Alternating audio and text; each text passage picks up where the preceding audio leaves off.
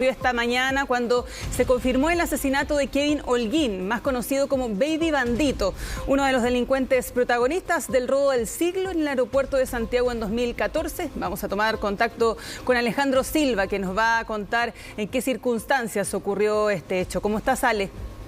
Hola Dani, ¿qué tal? Sí, y no estaba solo, estaba en compañía de su pareja, una mujer de 25 años, quien también lamentablemente fue alcanzada por los impactos de bala que fueron percutados, escuche bien, por una banda que hasta el momento no ha sido identificada. Sin embargo, ya hay ciertos antecedentes que pueden al menos clarificar cómo fue esta dinámica la que da muerte a esta persona, a esta mujer, con su pareja, en este caso Kevin Holguín, más conocido como Baby Bandito. Se encontraba en el interior de su vehículo personal de él, de hecho, de Kevin Holguín, en horas de la madrugada, eso de las 2 de la madrugada, en la comuna, en un pasaje de la comuna de Cerro Navia, cuando aparece otro vehículo, en su interior sujetos premunidos con armas de fuego, quienes percutan.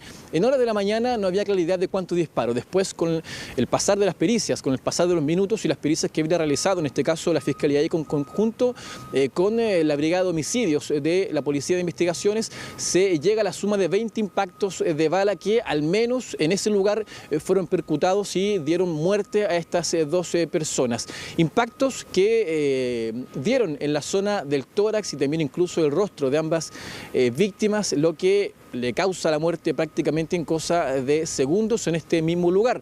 Rápidamente, los propios vecinos son los que dan alerta a la policía para que se sitúe en este punto de la comuna de Cerro Navia. En primera instancia llega Carabineros para resguardar el lugar, ¿cierto? Sin embargo, después, con el pasar de los minutos, es que la Fiscalía ECO finalmente determina los trabajos periciales e investigativos a la Policía de Investigaciones. En concreto ya se los anunciaba la Brigada de Homicidio. Pero ¿quién es esta persona? Todos sabemos ya que incluso con el robo del siglo que ocurre en el año 2014, inspira incluso una serie en Netflix que básicamente tiene como protagonista a este sujeto, a Kevin Holguín, ¿cierto? Y Holguín justamente, y que gracias a esto se gana el apodo de Baby Bandito. Se fue a Europa, gastó gran parte de lo que fue robado en ese robo del siglo, que en ese tiempo, en esa época, año 2014, fue denominado por el robo, como el robo del siglo, porque fue en ese momento el robo de mayor cantidad que se habría realizado en el interior desde el aeropuerto de Santiago. 6.000 millones de pesos fue lo que se robaron en esa oportunidad. Posterior a eso, hubieron otros robos que fueron con cifras aún mayores. ¿Les parece si pasamos a escuchar declaraciones también por parte de la Policía de Investigaciones, quienes, por supuesto, ¿cierto?, fueron parte de este operativo, también los trabajos periciales, y seguiremos comentando más sobre este tema?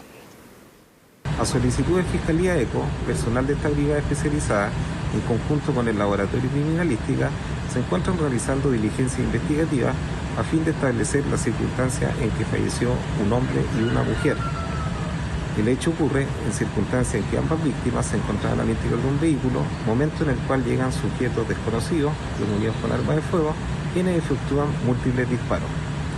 En estos momentos, el personal policial se encuentra realizando levantamiento de cámaras de grabación, evidencia balística y biológica. Se continúan diligencias pendientes a establecer la dinámica de los hechos, como asimismo la identificación de él o los autores del delito.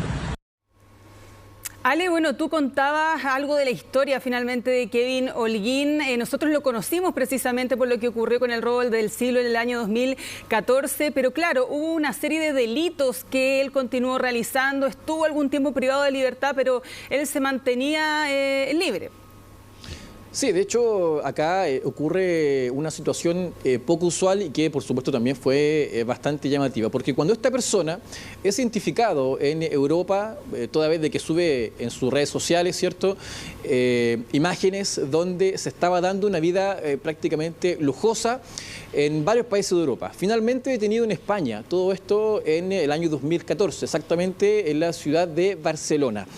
Posterior a eso, es extraditado a Chile, donde cumple una prisión preventiva cercana a los 7 meses. Posterior a eso, es que fue sentenciado a 4 años de cárcel. Pero ¿qué pasa con esto? Esta persona no se presenta a este juicio y es declarado como una persona prófuga de la justicia. Sin embargo, después debe cumplir condena, pero no cumple los 4 años de cárcel que había sido, ¿cierto?, condenado en primera instancia. Sin embargo, una vez que quede en libertad, tú lo decías, comete otros delitos que, por supuesto, ¿cierto?, están en su hoja de vida. Recordemos que esta persona tiene un prontuario importante ligado básicamente a robos, y también la persona con la que estaba, su pareja en este caso, una mujer de 25 años, incluso también tenía antecedentes penales. Pero en este caso en particular son varias cosas las que se deben analizar, independiente del pasado de Kevin Holguín y su pareja.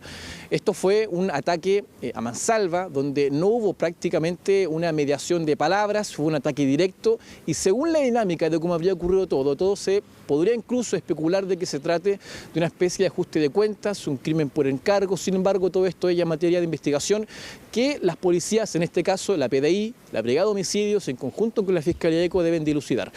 En particular, en este punto, son varios los antecedentes que se pueden desplegar y por supuesto también las diferentes hipótesis, pero hay cámaras de seguridad las que sin duda serán claves para determinar no solo la dinámica de cómo había ocurrido todo, sino que también la identidad o posible identidad de estas personas, como también la huida de ellos.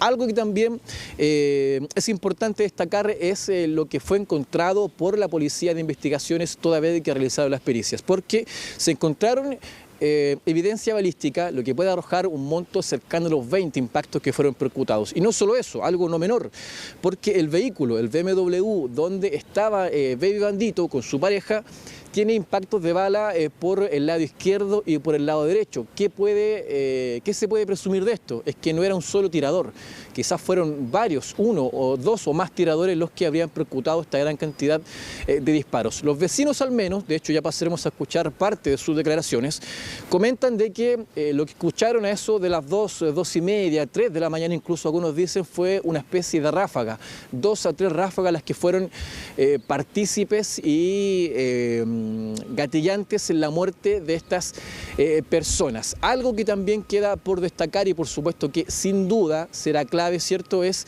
la procedencia de estas 2 víctimas. ¿De dónde venían? Porque si bien no residen en esta comuna y tampoco residen cercano a este lugar donde lamentablemente pierden la vida, deben saber, ¿cierto?, por supuesto, la procedencia de ellos, dónde se encontraban, cuáles son los lazos que tenían y, por supuesto, también en qué delitos estaban anteriormente. También quizás estos delitos pueden dar pie para poder identificar a esta banda, quienes fueron los que lamentablemente le quitan la vida. Pasemos a escuchar ahora declaraciones por parte de la Fiscalía de ECO, quienes, por supuesto, lideraron estas labores investigativas. Pasemos a escuchar y comentamos más sobre este tema.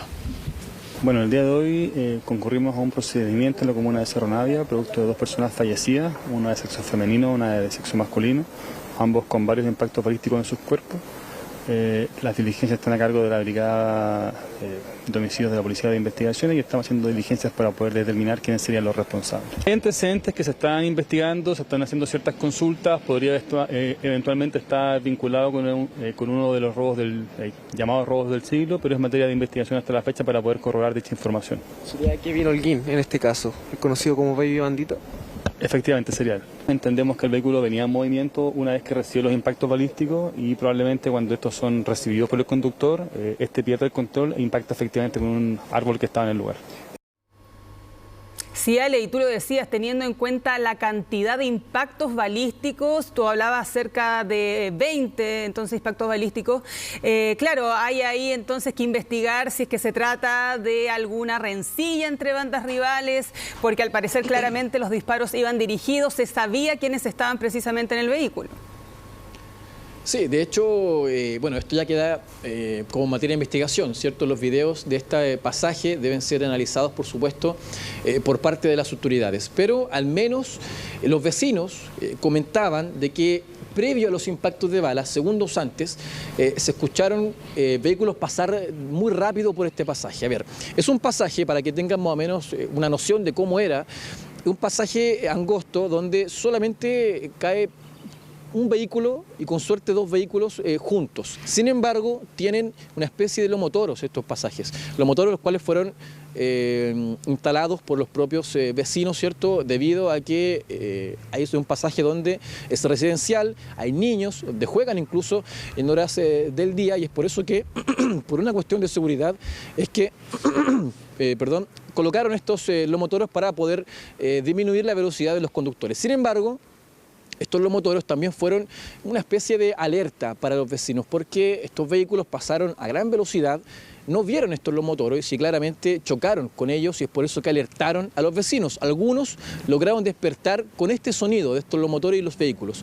Posterior a eso llegan estos impactos de bala, y algo que es bastante importante señalar es la dinámica de cómo ocurre esto, porque una vez que se realiza la primera ráfaga, el primer ataque con impactos de bala, el conductor, según vecinos, intenta huir, avanza un par de metros, choca con un árbol, y posterior a este impacto con este vehículo, los sujetos aparentemente se habrían acercado nuevamente al auto, donde habrían realizado otra ráfaga, por supuesto, quizás para rematar a las personas que estaban dentro. Y es por eso que se especula de que no es un ataque al azar, sino que son personas que la estaban siguiendo, son víctimas que lamentablemente eran objetivo de esta banda. No se sabe si era ella o él el objetivo de la banda, sin embargo lo cierto es que ambos resultan lamentablemente sin vida posterior a este ataque. Todo esto, Dani, es materia de investigación, y por supuesto quienes sacan la peor parte, además de las víctimas, por supuesto, son los vecinos, quienes, ellos lo comentaban, ¿cierto? Estas víctimas no tienen nada que ver con el pasaje, con el sector. Sin embargo, los vecinos estuvieron expuestos, porque es un pasaje bastante angosto, es una zona residencial, donde no solo viven personas adultos mayores, sino que también niños en este lugar, que también fueron expuestos a estos impactos de bala. Todos sabemos que estas balas pueden llegar a parar dentro de un domicilio y lamentablemente dar con alguna persona. Bueno, afortunadamente eso no pasó, sin embargo, el susto, la sensación que le queda a los vecinos es bastante compleja. Conversamos con un par de vecinos, los invito a escuchar qué fue lo que nos señalaron en horas de la mañana. No, si fue una alarma, ¡pam!, así, y paró. Ya. Ay, pero es tremendo joven. Y sonó una alarma de las casas que teníamos alarma. ¿Ya? Y de ahí no se dio más. Ya. No, pues yo sentí eso nomás, pero no nada más, porque uno no se imagina, no se piensa. Yo pueden haber asaltado, pueden haber hecho un turbazo, pero uno nunca se imagina una muerte. Pues. Nosotros estábamos todos acostados. ¿Ya? Mi hija estaba durmiendo, estaban todos durmiendo. ¿Ya? Y sentimos esto nomás, pues sentimos ¿Qué sintieron? Como los bagazos, como una ametralladora.